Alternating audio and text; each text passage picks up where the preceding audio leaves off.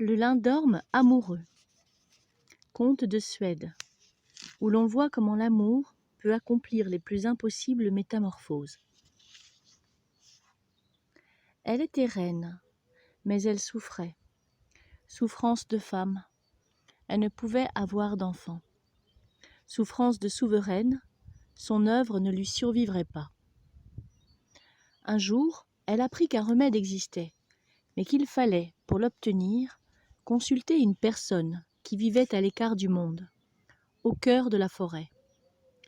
Son premier mouvement de joie fut aussitôt balayé par un sentiment de méfiance. Une reine se compromettre avec une... Les gens ici utilisaient de sombres mots, magicienne ou sorcière, selon qu'ils espéraient d'elle un miracle ou qu'ils redoutaient le mystère dont elle s'entourait. La reine hésita quelque temps, puis, craignant de gaspiller sottement une occasion, se décida. « Tant qu'on n'a pas tout tenté pour réussir, dit-elle à ses suivantes, pour justifier son choix, on ne peut pas parler d'échec. Je rendrai visite à cette femme et j'irai seule. »« Dans la forêt ? » ?»« Oui, dans la forêt. » On lui indiqua de quelle manière trouver la guérisseuse, et elle partit aussitôt, modestement vêtue, pour mieux passer inaperçue. La femme la reçut dans sa cabane, l'écouta et lui recommanda ce traitement simple, à la portée de tous. « Mangez 2 oignons crus, Majesté. » Elle l'avait parfaitement reconnu. « Et vous porterez 2 fils dans l'année, je vous le garantis. » Elle paraissait tellement sûre d'elle que la reine, toute reine qu'elle était, ne songea ni à s'étonner, ni à contester ce remède. « 2 oignons ?» reprit-elle simplement, en écho. « Bien. » Et elle partit, décidée à suivre la prescription à la lettre. À peine rentrée, elle se rendit elle-même au potager, arracha 2 oignons, en retira sommairement la terre et s'empressa de croquer dans le premier. Le jus gicla dans sa bouche, amer. La reine grimaça et resta les dents serrées, écœurée par le goût. « Allez, ma fille, accepte, » s'encouragea-t-elle. « Ce n'est qu'un mauvais moment à passer. » Elle détacha le morceau et l'avala tout rond. Puis elle mordit encore, et encore, les yeux fermés, les mâchoires dures, l'estomac au bord des lèvres. Quand elle eut terminé, elle fit une pause. Elle n'était pas au bout de ses peines. « Oh, pourquoi 2 ? Un seul enfant me suffit. Oh, pourquoi n'ai-je demandé aucune explication aussi ?» Il était trop tard pour reculer, mais elle prit la liberté néanmoins d'éplucher le second. Sa chair était plus douce ainsi, presque facile à consommer, et la reine mastiqua avec application pour compenser d'avoir ingurgité le premier trop rapidement. Une sensation de chaleur l'envahissait et se diffusait en elle. La médecine qui agissait déjà. Après avoir mangé le second bulbe, la reine était moite. La sueur perlait sur son visage et son palais la brûlait. Elle respira longuement l'air frais du potager. Cela la désaltéra. Puis elle regagna ses appartements. L'attente commença alors, et l'espérance, si violente, que le matin, au réveil, il lui arrivait d'éprouver des vertiges, des nausées. « Mais, votre Majesté !» s'étonna sa gouvernante. « Tais-toi, je t'en prie !» l'interrompit la reine. « Ne dis rien, ne me berce pas d'illusions. » La reine ne voulait pas que l'on crie victoire. Mais à force de subir chaque jour les mêmes malaises, elle finit par accepter l'évidence. La vie prenait racine en elle, bel et bien. « Je suis enceinte. »« C'est vrai, » reconnut-elle. Elle réprima encore sa joie. Tant de chemin restait à parcourir, tant d'obstacles. Mener la grossesse à son terme, d'abord, ensuite, donner la vie. Cette prudence, ces craintes étaient inutiles. En effet, les enfants qu'elle portait devaient naître, et 9 mois plus tard, elle accouchait.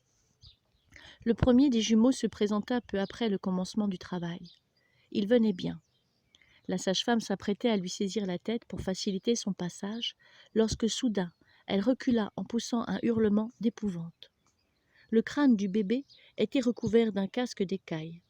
Une fois dégagé, on découvrit une face allongée, dotée d'un museau pointu, tranchée en 2 mâchoires, d'où jaillissait une petite langue fendue par le milieu. « Un monstre, maîtresse !» criait la matrone d'une voix de gorge. « Vous avez enfanté un monstre !» Stimulée par l'horreur qu'elle provoquait, la bête s'extirpa elle-même de sa mère, libéra ses épaules, puis 2 courtes pattes griffues sur lesquelles elle prit appui pour se jeter sur le sol. Elle poussait des grincements aigus et son corps de serpent se contorsionnait sur les dalles.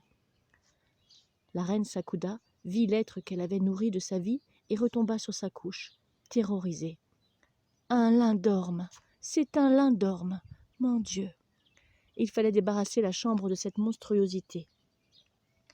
Maîtrisant sa répugnance, la sage-femme s'approcha du dragon, le saisit par le cou et le lança de toutes ses forces par la fenêtre. « Créature du diable !» cracha-t-elle en espérant qu'il se fracasse le cou. « Retourne chez ton père !» Le lindorme roula avec souplesse en atteignant le pied des murailles, se redressa et se projetant avec sa queue, il s'enfuit en sautillant sur ses pattes en direction de la forêt où il disparut. Dans la chambre de la reine, le travail se poursuivait. Le 2e fils s'apprêtait à voir le jour. Un second monstre, plus épouvantable encore ? « Ayez pitié !» priait la reine. L'enfant naquit. Un petit homme, authentique, rose, replet, qui ramena la paix avec son premier cri. « Oh, merci !» soupira la mère épuisée. « Montre-le-moi, matrone, et recompte bien ses doigts, aux mains, aux pieds, et ouvre-lui la bouche, et tâte-lui la langue. »« Tenez, maîtresse, vérifiez vous-même, » répondit la servante en déposant l'enfant sur la poitrine de sa mère, « et serrez-le bien fort. » Les années s'écoulèrent. L'enfant grandit, devint un beau garçon, intelligent et éclatant de santé. La souveraine avait tout lieu d'en être fière. Pourtant, elle demeurait sur le qui-vive. Après le cauchemar de son accouchement, elle redoutait que son bonheur lui soit repris. « Le monstre est sans doute mort, Majesté, à moins qu'il n'ait quitté la région tout bonnement. » La sage-femme avait beau la rassurer, la reine restait hantée. Lorsque son fils, en âge de se marier, vint un jour lui confier ses peines de cœur, elle eut la preuve que son inquiétude était justifiée. « Que comptes-tu faire ?» demanda-t-elle. « Lui fournir ce qu'il désire. Alors je vais t'aider. » Elle envoya ses troupes battre les villes, les bourgs et les hameaux, avec l'ordre de rassembler toutes les jeunes filles bonnes à marier. Elle serait présentée au lindorme, et il choisirait son épouse parmi elles. La cause de cette razzia, quand elle fut connue, jeta la stupeur et la consternation. Et le royaume fut quadrillé, canton par canton, et pas une demoiselle ne put s'échapper. Le monstre eut le dernier mot, bien différent de celui qu'on attendait. Quand il vit approcher les filles en procession, toutes plus terrorisées les unes que les autres à l'idée d'être aimées d'un serpent, il fit venir son frère et précisa les conditions. « Nous sommes mal compris, » dit-il d'une voix qui polluait l'air. « Je ne veux pas d'une esclave, mais d'une femme consentante, qui m'accueille et accepte la vie que je lui offre. Une épouse sincère, qui me rende autant d'amour que je lui en donnerai. » Il se passionnait en parlant, martelait ses mots avec ses pattes, dévoilant les fines membranes de ses aisselles. Il paraissait terrifiant et superbe, mais aucune jeune fille ne fut assez téméraire pour se laisser séduire. Ainsi furent-elles renvoyées dans leur foyer. La reine, alors, décida qu'il fallait prospecter les royaumes étrangers. Mais là-bas, pas plus qu'ici, on ne trouva de fiancé. Que faire ? À qui s'en remettre ? Ni la reine, ni ses conseillers ne voyaient comment sortir de cette impasse. La solution s'offrit d'elle-même en la personne d'une fille grassouillette, un peu pataude et engoncée dans ses vêtements. Pas très élégante, jugea le prince, mais après tout, bien bonne pour un dragon. La mère de cette prétendante régnait aussi quelque part sur la terre, un royaume minuscule dont elle donna le nom en se faisant connaître. Mais personne ne savait où il était situé. C'est dire. La princesse se garda en revanche de révéler que sa mère était versée dans un art qui lui permettait de visiter passé et futur à volonté. Celle-ci avait ainsi percé la nature profonde du lindorme et dévoilé à sa fille un moyen de le neutraliser. On la conduisit donc à la forêt. C'était son vœu, et on se retira pour la laisser en tête-à-tête avec le monstre. Il arriva presque aussitôt, ses pattes creusant 2 sillons dans le sol, auréolés d'une brume de poussière et de feuillage déchiqueté. Lorsqu'il vit la postulante, il la salua d'un souffle enflammé, calculé pour lui roussir à peine la chevelure. Il voulait la tester. Stoïque, la jeune fille ferma les yeux sans plus. « Tu n'as pas peur de moi ?» murmura-t-il en la flairant. « Tu devrais trembler pourtant. »« Si j'avais peur, Seigneur, je ne chercherais pas à vous épouser. »« M'aimeras-tu » demanda-t-il en enroulant sa queue autour de ses jambes. « Tel que je suis, tel que vous êtes. »« Je le jure. »« Et vous » s'enhardit-elle. « M'aimerez-vous aussi, tel que je suis ?»« Il faudrait que tu m'en montres un peu plus. » Il s'éloigna soudain. Et feula, gueule béante, répandant une épouvantable odeur de soufre. « Déshabille-toi, vite. »« À une condition, Seigneur, » précisa la courageuse. Elle suivait les conseils de sa mère sans se laisser intimider.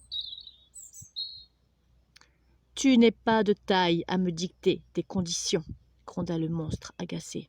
« Je retire un vêtement, » poursuivit-elle en ignorant ses gesticulations, « et de votre côté, vous laissez choir une peau. » Le lindorme regarda la princesse intriguée, puis lança une clameur qui ploya les arbres à 100 pas à la ronde. « Marché conclu !» dit-il en tendant sa patte griffue. « Top là, ma belle !» La belle topa, et il referma ses griffes sur sa main, épiant sa réaction. Elle s'y attendait. Elle surmonta la douleur et sourit. « Commence !» ordonna-t-il en la lâchant. Alors, très lentement, elle retira son manteau et le laissa tomber à terre. « À vous, Seigneur !» À son tour, il retira sa première peau. Son deuxième épiderme était un lit de braise. Le lindorme rougeoyait comme un sombre rubis dans le soir qui descendait. La princesse, la main sur la broche de sa houppelande, le contempla un instant fascinée par son éclat, puis elle se dégrafa. L'animal l'observa lui aussi. Elle semblait sous ses pelures plus souple et menue qu'elle lui était apparue. Puis, d'une forte secousse, il réduisit ses braises en cendres et se révéla couvert de terre et de roches, d'épines et de ronces, hirsute, hérissé. La princesse frissonna. Il était rêche et acéré, plus cruel que dans sa livrée d'écailles. Vite, elle retira sa cotte pour qu'il se défasse à sa suite, mais il prit son temps et éprouva une peine infinie à se détacher de cette partie de lui. Des heures de gémissements et de cris. Redoutait-il ce qu'il s'apprêtait à montrer ? La lune se trouvait alors au plus haut de sa course lorsque son nouveau corps apparut. Un amas de reptiles grouillants, un gigantesque nœud mouvant pétri de sifflements qui creusait sa poitrine et ses flancs. Une horreur de fin du monde qui rampait vers la princesse en se tordant. La fille voulut ouvrir sa robe, mais elle était si effrayée qu'elle ne parvenait plus à bouger. Comment réussit-elle à se dévêtir ? Au prix de quel effort ? Elle en perdit le souvenir. À moins que la bête ait renoncé à la broyer, mais pourquoi ? Suivant les conseils de sa mère, la vaillante princesse portait sur elle une véritable garde-robe. C'était cette masse de vêtements qui l'avait fait paraître lourde et empruntée. Pourtant, à mesure que les heures passaient, ses munitions s'épuisaient et elle maigrissait à vue d'œil. Le dragon mincissait lui aussi, mais il avait beau déchirer peau après peau, un monstre nouveau succédait toujours au monstre ancien. « J'en verrai jamais la fin », s'inquiétait la jeune femme en continuant de s'effeuiller. L'aube se leva. Elle ne portait plus rien, qu'une simple chemise de lin. Elle avait combattu en vain toute la nuit, croyant percer le mystère du lindorme. L'heure était venue, pour elle, de se livrer telle qu'elle était, et le dragon, fasciné, attendait cet instant. Sa chemise tomba. Elle était nue sous le ciel pâle. Immobile, le monstre contempla longtemps ce corps frêle qu'il épouserait bientôt. Quand il s'approcha, la princesse ferma les yeux, vaincue, prête à se laisser immoler. Elle entendit sa reptation sur le sol, sentit son haleine de feu l'envelopper. Elle frissonna. Un grondement secoua la clairière où elle avait livré bataille. Le lindorme, fidèle à sa parole, abandonnait une nouvelle peau en ruant. C'en était trop. Malgré sa volonté, elle se mit à trembler de tous ses membres, et elle se laissa défaillir. Au moment de perdre conscience, il lui sembla que des bras se refermaient sur elle et que son corps de velours se fondait contre une peau soyeuse. Quand elle revint à elle, un homme, allongé nu à ses côtés, lui souriait. « Tu m'as libérée de mes prisons, » lui dit-il. « Merci. » Elle reconnut le feu de son regard. « Le lin, ne prononce plus ce nom. » Il posa ses lèvres sur sa bouche pour la faire taire en la serrant contre lui longuement. « Après le pire, grâce à ton audace, je vais savourer le meilleur, » murmura-t-il en la dévisageant. « Et comble de bonheur, cette récompense, je la partagerai avec toi. » Et comme ils avaient pris l'habitude, au cours de la nuit, de se défaire à tour de rôle de chacune de leurs pelures, après son étreinte, c'est elle qui l'enlaça avec tendresse. Ils sortirent de la forêt, nouveaux, dans ce premier matin, et ils se rendirent au château, où la reine, en accueillant ce fils perdu, se sentit envahie par une paix qui lui avait toujours été refusée. Quelques semaines plus tard, on célébra la noce du futur roi avec cette princesse, dont la ténacité lui avait permis de renaître. L'aîné marié, la voie était libre pour le cadet, qui trouva chaussure à son pied au cours de la cérémonie. Pendant la fête, une femme s'approcha de la reine, âgée, marquée par la vie, la sienne, et celle de toutes les personnes qu'elle aidait. Elle portait sur elle une odeur de forêt. La reine la reconnut. C'était elle qui l'avait guérie, jadis, quand elle était en mal d'enfant. « Majesté, » lui dit la vieille, « vous m'aviez quitté tellement vite, autrefois, que je n'avais pas eu le temps de vous le préciser. Les oignons, il fallait ôter les peaux, bien sûr, avant de les manger.